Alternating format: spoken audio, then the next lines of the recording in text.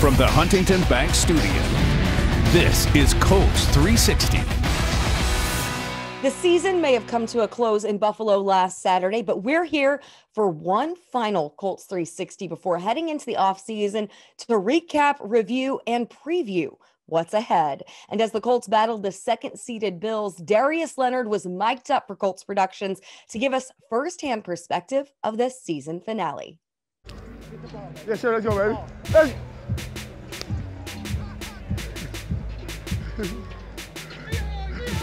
Yeah!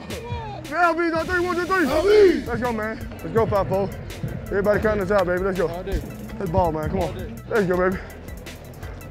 Let's go. Let's have a day, baby. I like it when they boo. Love it when they booing, baby. Let's go! Let's go! Come on! Let's go! Let's go! Come on! Woo! We should have went out first. Damn, we should have went out first. 3-and-out takeaway. Early and often, baby. Kick ass early and often. Hey, let's go, man. What we live for right here. Playoff football. Let's show who the we are right here, baby. Have that killer instinct, man.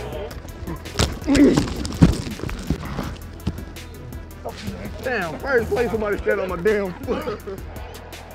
Yeah. Flex on him.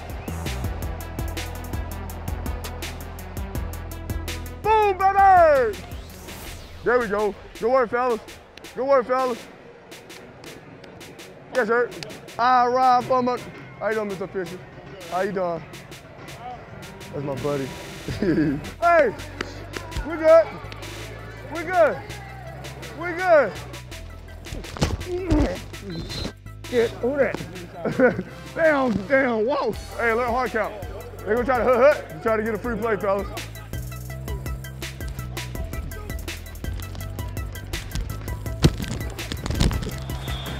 I'm gonna hit you. I'm gonna hit you. I'm gonna hit you. I'm gonna hit you, baby.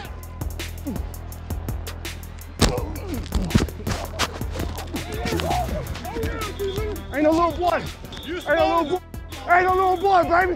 Get the the field, baby. Let's go. Big boy. Big boy. Watch out. Yeah, he is. Hold it. Hold it, right? Hold it. There we go. There we go. Back him up.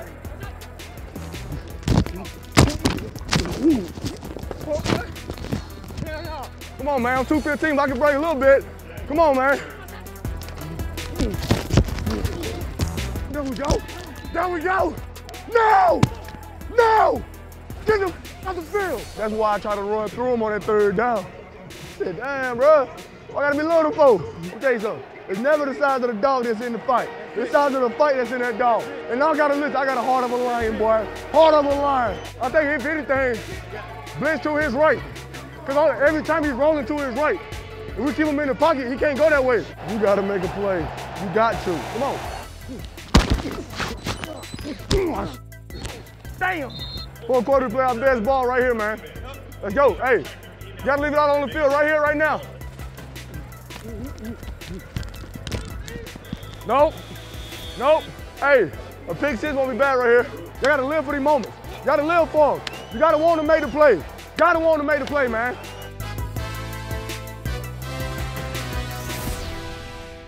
We're in a crazy business. 32 teams start, only one's going to be satisfied at the end. So what are we doing to ourselves? We must be crazy to subject ourselves to this. Start a race where you know there's 32 teams and only one's going to win and be happy. But that's our life. And so we got to live with that tension of, you know, not being satisfied. We want to be world champions, but understanding that there's still a lot of other progress to be made. Coach Reich shares perspective on the 2020 season following a playoff exit and looks ahead to the task at hand this offseason. Next on Colts 360.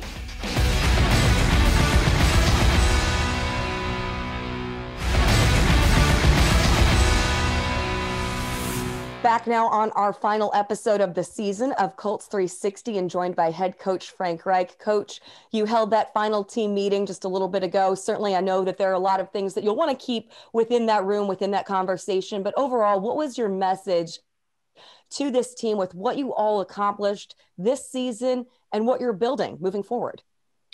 just sharing with the guys the love and respect that I have for them and that we have for them. The contribution that they made this year on and off the field, that was special. And, we didn't reach the goal that we wanted. But that doesn't mean that we didn't make a lot of gains. That doesn't mean that we didn't grow. And we think that the gains that we did make and the growth that we did have will help serve as a stronger foundation for next year. How special was the group that you had for the 2020 season, especially given all of the challenges that this year presented, from COVID to the social justice matters that you guys addressed and utilized your platform to really make a stand in those areas? Yeah, I think you're right, Larra. I think those just accentuated those were either going to drive us apart or drive us closer together. And I think the result was they drove us closer together, and that's just a credit to the character of our players. I know you've been doing this a long time, both as a player and a coach in the NFL, but how tough are these first few days after the season as you meet with guys individually, guys depart the building, and many of them are going to leave town for the offseason? It's hard. Number one, you're still emotional from the game, and losing, like we said, we'd also talked at the meeting, we're in a crazy business. 32 teams start, only one's going to be satisfied at the end. So what are we doing to ourselves? We must be crazy to subject ourselves to this. Start a race where there's 32 teams and only one's going to win and be happy.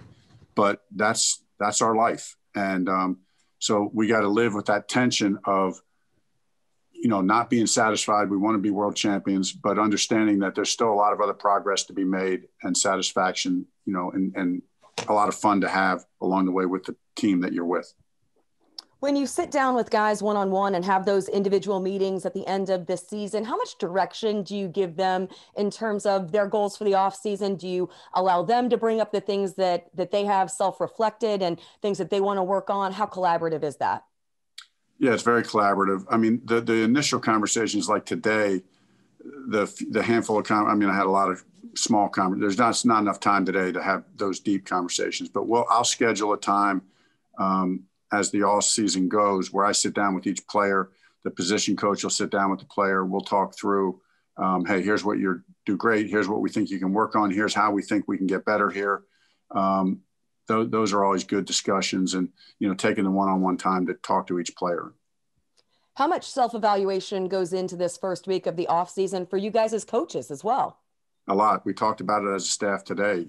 I said to the guys, and this is myself included, hey, our job is to develop the players. Our job is to coach the players and help them get better. But, just reminding us but it's also our job to push each other and to coach each other. And it's my job as the head coach to coach the coaches. That's part of the job description of the head coach. So we got to develop. I have to develop as a head coach. I need to sit down and talk with Mr. Irsay, Chris. I need to have guys challenge me on my thinking, on how we're going to get better, on how I personally can grow as a play caller, as a leader, as an offensive game planner. So we'll push each other as coaches to get better. We're not satisfied. And I think we can get that much better as coaches as well. Certainly part of that end of season routine is those meetings and that reflective process and developing yourself moving forward. What is your end of season routine? What will these next few weeks look like for you as you spend some time evaluating, decompressing, and then also recharging and beginning to look ahead to 2021? Yeah, start with evaluating our team, player, each coach writing up evaluation on their players, doing some self-evaluation stuff, as you said, Larra, on each one of us. Then we'll look at statistical things. The first week is just more of that. And then you start to get into self-scout, where you're watching the tape and, figuring out how we can get better in the run game in this aspect, or the pass game in that aspect, or pass defense here, or run defense. And so there's a pretty systematic process in place that we go through just to make sure we don't leave any stone unturned. There are a lot of guys, of course, who we could bring up in terms of the conversations that will be had over these next few weeks. But in particular for Philip, what will the steps be, those conversations be from his perspective, speaking with his family, the conversations that you guys will have in deciding what that looks like for him? Yeah, first of all, Philip has his own decision to make. He's, with his family and himself. And so, give him time and space to do that. And as an organization, I mean, like I said today to the media, I mean, as I sit here today, I'd love to have Philip Rivers back as our quarterback. I'd love to have Jacoby back as their backup quarterback. I think they're dynamic guys and leaders and players. So, but we also know the NFL is a strange business. So we have to look at the big picture and think through all the things that need to be thought through. But I think it starts with Philip proved he still got it. I mean, he still got it, and he got better. It wasn't like he was fading. It wasn't like he was fading as a 39-year-old quarterback late in the year. He's playing his best football. A lot of uncertainty as well, just still around the offseason, how the combine will be held, what the NFL draft will look like. But how hopeful are you that this year will be closer to quote unquote normal for the offseason in terms of a true OTA period and rookie minicamp? Yeah, I mean, I'm really hopeful, but I don't know if it doesn't seem like it's going to go away like in the next couple of weeks or anything. So, prepared, we're prepared to do this as long as we need to. Do we like it? No, we don't like it. I mean, I think we're like everybody else in saying, hey, we're over it already.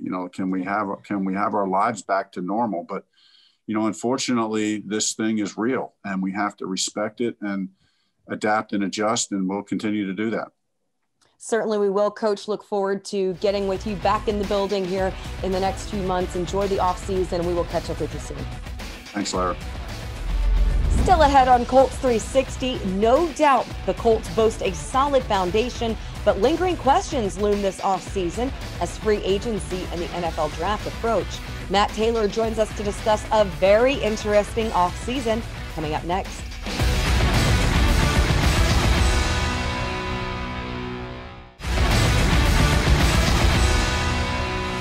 Ryan, you signed your deal before the year started, so you're here for a while. Where's this team going in your eyes? Do you like where it's going, and what do you want to see change so you're not sitting at home in the second week of the playoffs?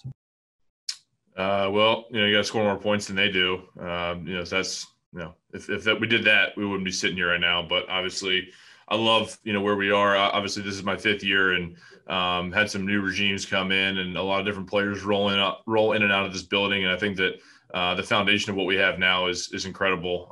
Getting a lot of great players in here in free agency, up front, in the secondary, all the skill positions. And so obviously it's year to year. You never know what you're going to have. This team would never be – the 2020 team will never be, the same team again. And so it's always a new year. But I think, mentally and where we are with the character of this locker room, I think, we can do whatever we want to do. Just, had some stuff that didn't go our way.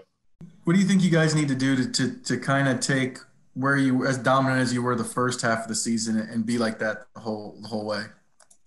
We just got to finish. We got to finish. A lot of times we had a lot of self-inflicted, wounds. A few times guys made plays on us. But I think overall we were able to kind of self-scout ourselves, look ourselves in the mirror as a unit, as a group, and then come back next year. And those areas are not, beating yourself. I think sometimes being young and, not playing, with everybody for that long, some of those areas can happen. But I think, we clean those things up, make a few more plays here and there, a couple of tip balls go our way and stuff like that, then I think we'll be right where we want to be. It's not just playing in one place, it's playing in Indianapolis and playing for the Colts. I mean, I said in my statement that I truly believe the Colts is the best organization in all sports, and I believe that. I mean, you hear about things from people who come from different places. I've never seen anywhere else, so I don't know. But what I do know is that I don't think that my career would have been as successful as it is, or as long as it was, if I didn't get drafted to a place like Indianapolis that cares about its players, that appreciates people who work. And it's the same mentality in the city, just appreciating that blue collar mentality, people who come to work every day.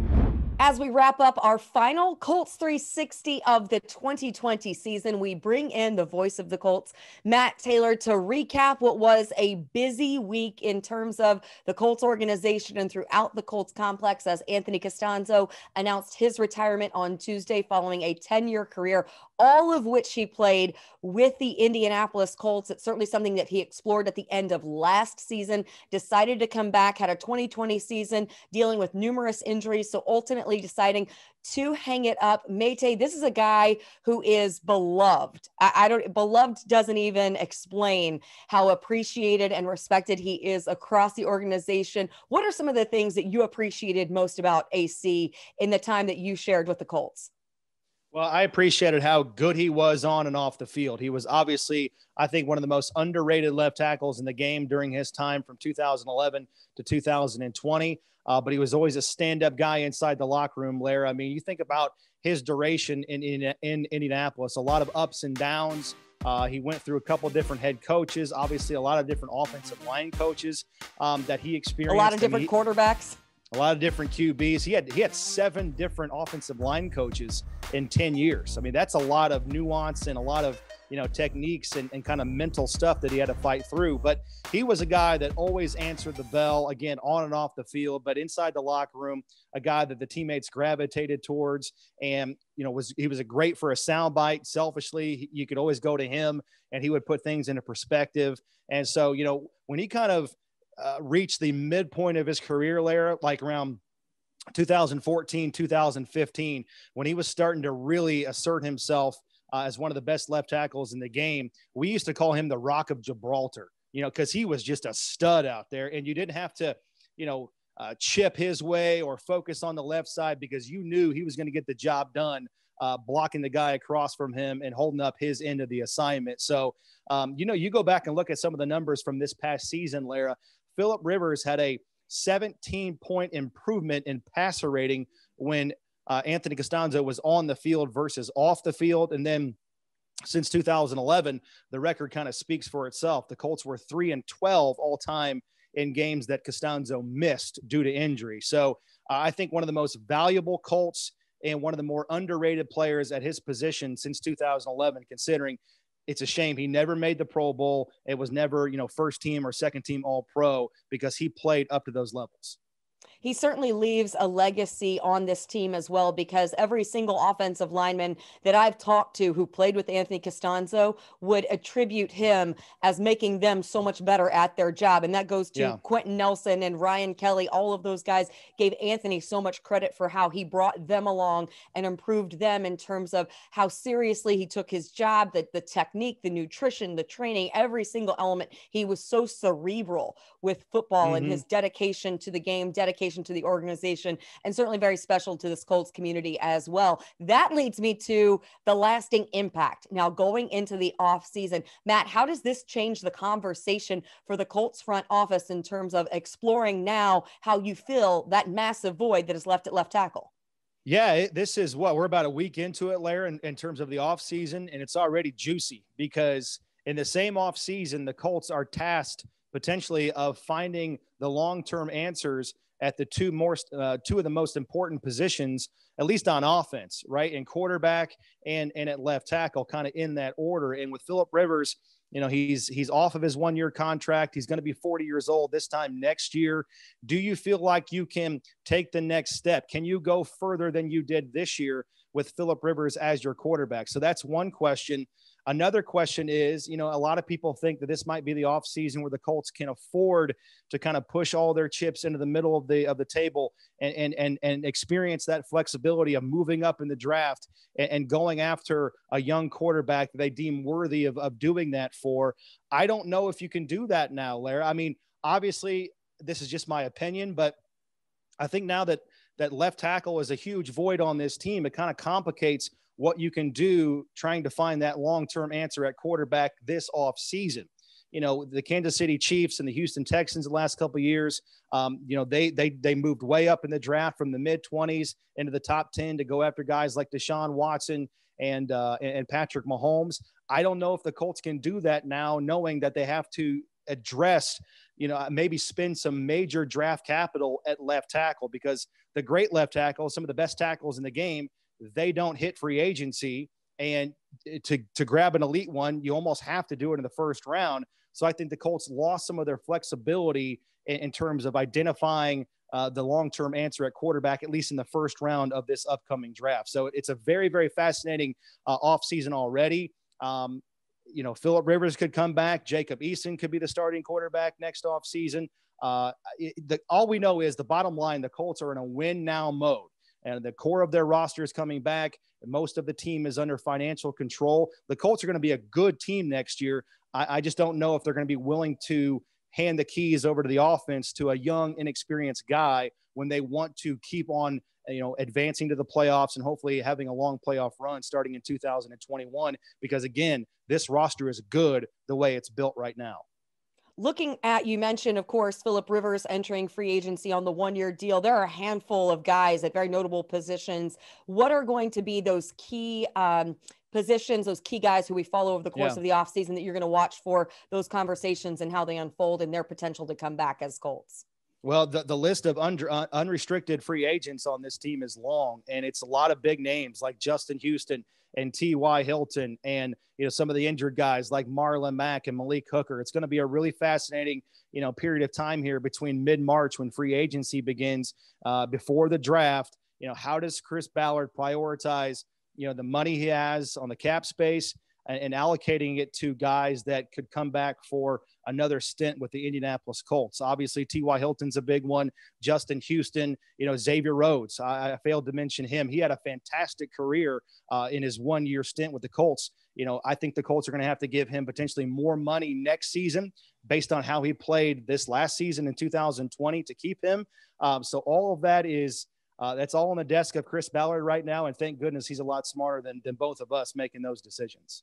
And although this is our final Colts 360, Colts Productions will continue bringing you all of that content in the offseason with the next pick, our series that covers the draft. That'll pick up here shortly. Matt and the radio crew will continue delivering all of that content as well. So be sure to follow the Colts on all of our social media and digital channels over the course of the offseason. For Colts Productions, I'm Larra Overton.